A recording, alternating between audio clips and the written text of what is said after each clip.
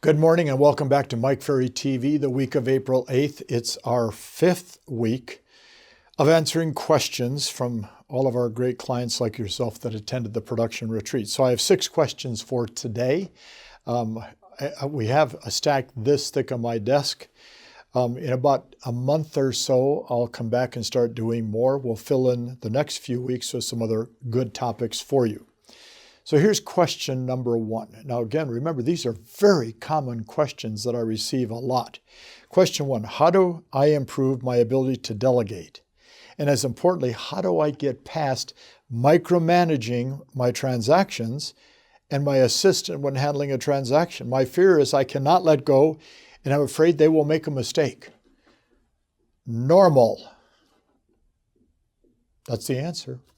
Watch, it's normal.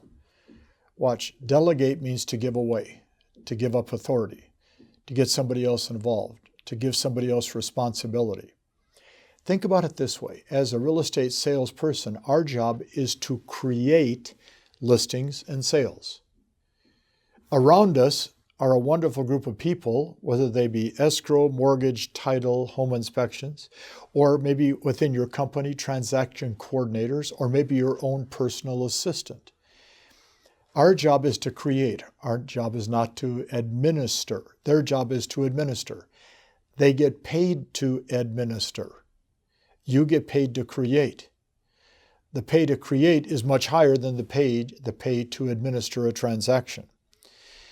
The only way you're going to improve your ability to delegate is to say to yourself, I've hired people that work with me that are responsible professionals and good at what they do. I'm not going to confuse the issue by getting deeply involved. Yes, now if there's a major problem, you're involved. So watch. The more analytical you are, the more less you're willing to delegate. Okay? The more driver or expressive you are, the more you want to delegate. And if you're amiable, you want to get people involved to delegate. So generally, the analytical has the biggest problem with that. Question number 2. We've talked about this several times.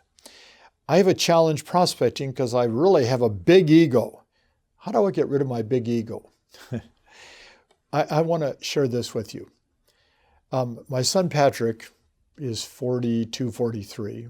When he was in his late 20s, he came to me and he said, you know, Dad, how do you kind of keep things in perspective?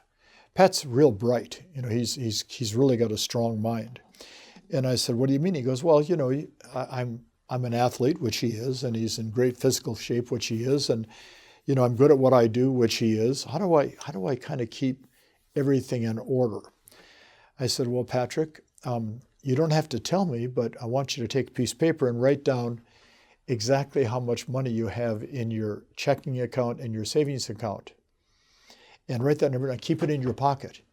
And every time you're feeling pretty smart and every time you're feeling pretty strong, reach in and touch that paper, because that's the financial life that you have. Or in essence, I say this to people all the time. Real estate people have big egos because very few people succeed at a high level. And because you're succeeding at a high level, you get recognition. And when you get recognition, you know, you start writing and reading your own press releases and you start believing all these things people say about you. And I hear agents say all the time, hey, you know, I did 2 deals last month thinking about starting my own company. Ego, ego, ego, ego. Okay. Is there anybody taller? Anybody stronger? Anybody younger? Anybody smarter? Anybody more financially successful? Anybody that takes more listings, more sales than you do? And if the answer is yes to everyone, which the answer is yes to everyone, then I want you to write down, there are people smarter, bigger, stronger, financially more successful, take more, and keep that paper in your pocket. And every time your ego starts to get out of line and say, I don't need to prospect, touch that. Because they got to where they are because they learned how to overcome some of the disciplines that they were lacking. And prospecting is a discipline. Question number 3. How did you meet so many influential people so early in your life, and how can I do the same? Well, first of all, I hope that's from somebody 23. Because if it's from somebody 55, it's not too late, but You're not early in your life. I took a class when I was 20. It was by a man named Charles Simmons.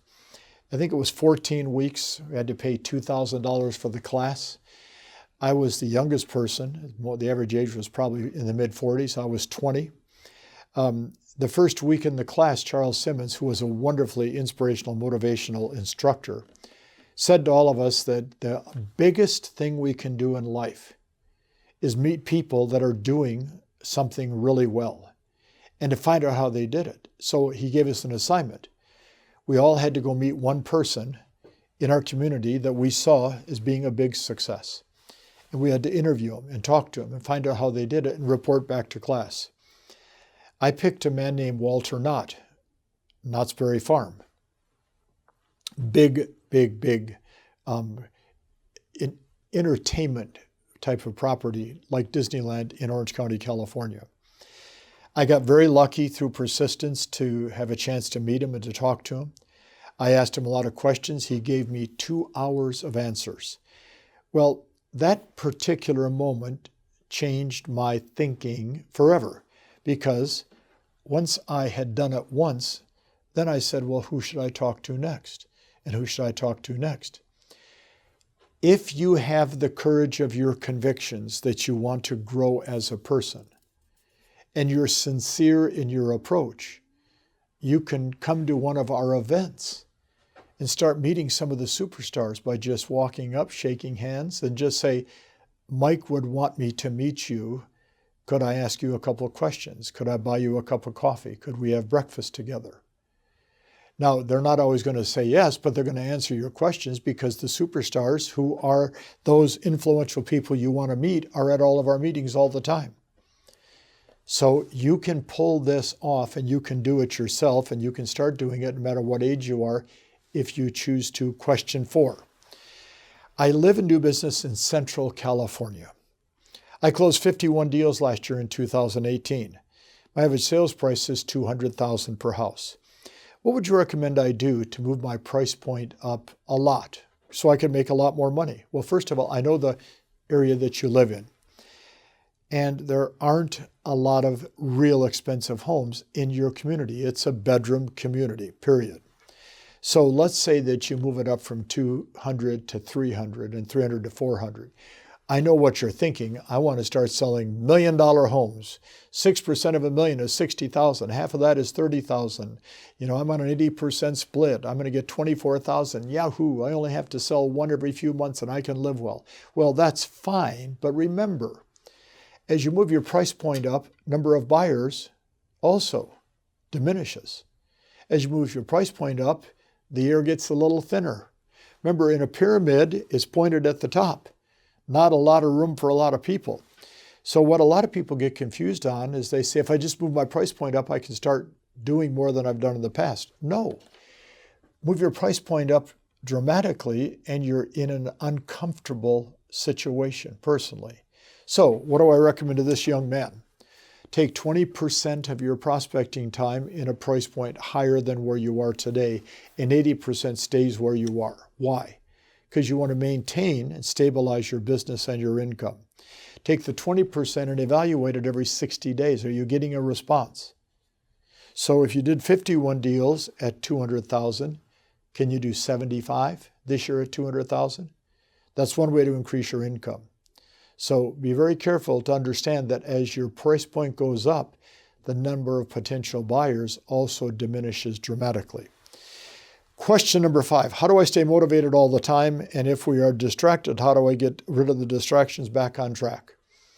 I think I talked about this a couple of weeks ago. You should be taking 2 or 3 10 to 15 minute mindset breaks a day. While driving in your car, you should always have playing a motivational, inspirational message. You should be reading every morning when you start a few pages of an inspirational book. When you get distracted, you should stop and say, what is causing this distraction? And am I going to allow the distraction to run and control my life?